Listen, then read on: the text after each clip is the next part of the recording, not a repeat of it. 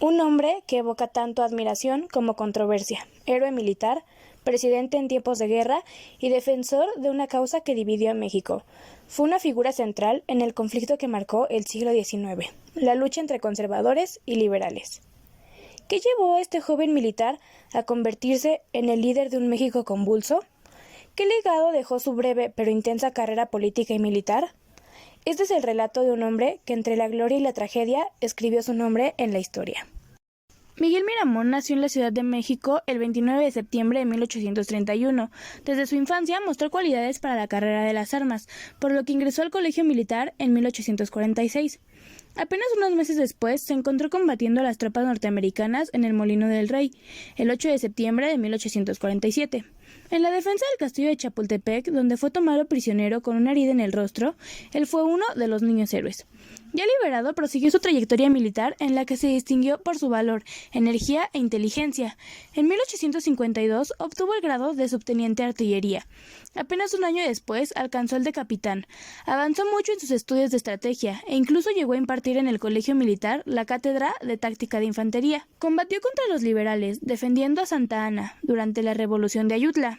En la Guerra de Reforma, Miramón se unió al ejército conservador, con el grado de teniente, bajo las órdenes del general Luis Osoyo, y defendió en forma bravía el gobierno de Félix Zuloaga y los postulados del Plan de Tacubaya, lo que le hizo ganar un gran prestigio entre las fuerzas conservadoras. Ello hizo que a la muerte del general Osoyo, en diciembre de 1858, el nuevo jefe de los ejércitos reaccionarios fuera Miramón. En alusión al bíblico Judas, que combatía por su religión como un verdadero león, se ganó el apodo de joven Macabeo. Pronto justificó su sobrenombre, ya que su inteligencia y capacidad de guerra le hicieron obtener numerosas victorias sobre las tropas liberales, fundamentalmente en la región fronteriza del país y en batallas como la del Bajío. Precisamente en diciembre de 1858 fue cuando alcanzó el grado de general de división, tras lo cual contrajo matrimonio con Concepción Lombardo, al mismo tiempo que defendía a Zuloaga contra los pronunciamientos de los generales José María Echegaray y Manuel Robles Pezuela. En enero del siguiente año logró la restitución de Zuloaga como presidente de la República, y el 2 de febrero de 1859 el Partido Conservador, a instancias del padre Francisco Javier Miranda, lo nombró presidente de la República. Designado a sus 27 años, fue el presidente más joven que ha tenido el país. El 12 de julio de 1859 presentó un manifiesto a la nación, al que conoció como la Hermosa Reacción, en el que se establecía la necesidad de una gran transformación nacional. Ahí se manifestaba por emprender una reforma administrativa para la reconstrucción del edificio social. De esa forma, sin tocar a la Iglesia, la hacienda pública, la justicia y el ingreso nacional debían ser pilares básicos en su gobierno. A pesar de que la Iglesia ya no le suministraba recursos, Miramón continuó la guerra, para cuyo sostenimiento expropió propiedades de los liberales e incluso hizo que el jefe de la Policía de México se apoderara de 600,000 pesos, allanando la casa del cónsul inglés. El 29 de octubre del mismo año obtuvo del financiero suizo Jean Baptiste Jecker un crédito por 1,5 millones de pesos, de los cuales recibió 618,000 pesos en efectivo, 8,000 en equipo y el resto en bonos de la misma financiera. A cambio de este crédito, el gobierno conservador entregó bonos por 15 millones pagaderos en las aduanas a plazos determinados. Esa deuda sería utilizada posteriormente por Napoleón III para justificar su invasión, ya que dijo defender el interés de sus nacionales. Lo que sucedió fue que por poco más de un año después de que Juárez declaró nulos todos los actos del gobierno conservador, con ayuda del duque Morny, medio hermano de Napoleón III, Jecker se nacionalizó ciudadano francés y reorganizó su empresa como un negocio protegido por Francia. Miramón logró sitiar por tierra el puerto de Veracruz desde el gobierno juarista e intentó establecer el sitio también por mar. El contraalmirante conservador Tomás Marín compró y equipó en Cuba 2 naves, que bautizó como General Miramón y Marqués de La Habana. El 6 de marzo de 1860, Marín llegó a la bahía de Antón Lizardo. Pero en la noche, los vapores norteamericanos Indianola y Guave y la corbeta de guerra Sataroga de 40 cañones llegaron también a la bahía.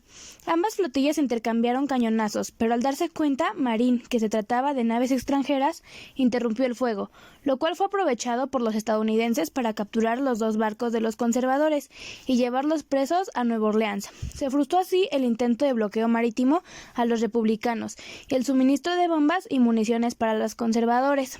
Para tratarse sus planes, Miramón trató de llegar a un arreglo pacífico con el gobierno liberal, pero Juárez no aceptó la capitulación. Entonces abrió fuego sobre el puerto el 15 de marzo siguiente sin poder tomarlo. El sitio duró algunos días más hasta que se agotó el parque del ejército conservador y fue levantado el día 21 del mismo mes por la noche. Miramón regresó a la Ciudad de México, derrotado por primera vez. Tras nuevos enfrentamientos, finalmente al mando de 8,000 efectivos y 30 piezas de artillería, el 22 de diciembre de 1860, en San Miguel Calpulalpan, midió fuerzas con el ejército liberal del general González Ortega, integrado con 11,000 hombres y 14 piezas de artillería.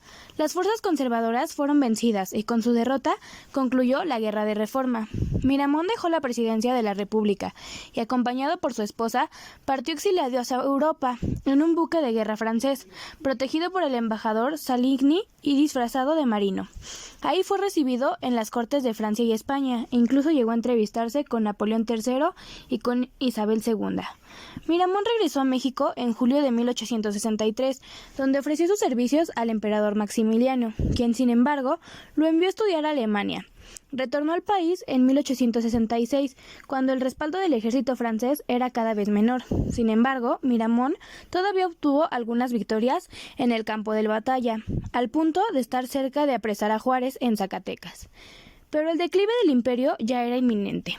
La última gran batalla de Miramón fue en el sitio de Querétaro, al lado del emperador Maximiliano. Tras 2 meses de resistencia, Maximiliano decidió rendirse, por lo que el 15 de mayo entregó la plaza. Entonces, el emperador Miramón y Tomás Mejía fueron sometidos a un consejo de guerra, que los sentenció a muerte.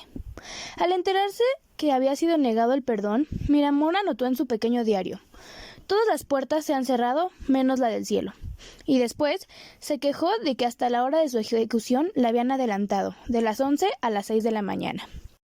Antes de morir, Miramón escribió: "Próximo a perder mi vida, y cuando voy a comparecer en la presencia de Dios, protesto contra la acusación de traidor que se me ha lanzado al rostro para cubrir mi ejecución. Muero inocente de este crimen, con la esperanza de que Dios me perdonará y de que mis compatriotas apartarán de mis hijos tan vil mentira, haciéndome justicia". Miramón murió fusilado, junto a Maximiliano y Mejía, en el Cerro de las Campanas, Querétaro, el 19 de junio de 1867. Miramón dejó un legado complicado. Si bien defendió un sistema jurídico basado en la tradición, su alianza con causas impopulares y decisiones controvertidas empañaron su memoria. Sin embargo, su lucha representa un México dividido, donde cada bando buscaba el futuro del país desde perspectivas opuestas. Es crucial analizar la figura de Miramón con objetividad. Fue un hombre atrapado entre la espada y la ley. Sus esfuerzos por mantener el orden conservador durante la Guerra de Reforma no pueden ignorarse, aunque sus métodos y alianzas hayan tenido repercusiones negativas. Miguel Miramón, el joven que destacó en la guerra, el presidente en tiempos de caos y el general que dio su vida por sus ideales, sigue siendo un símbolo de los dilemas de una nación en construcción. Su historia nos recuerda que la lucha por México siempre ha estado marcada por la contradicción y el sacrificio.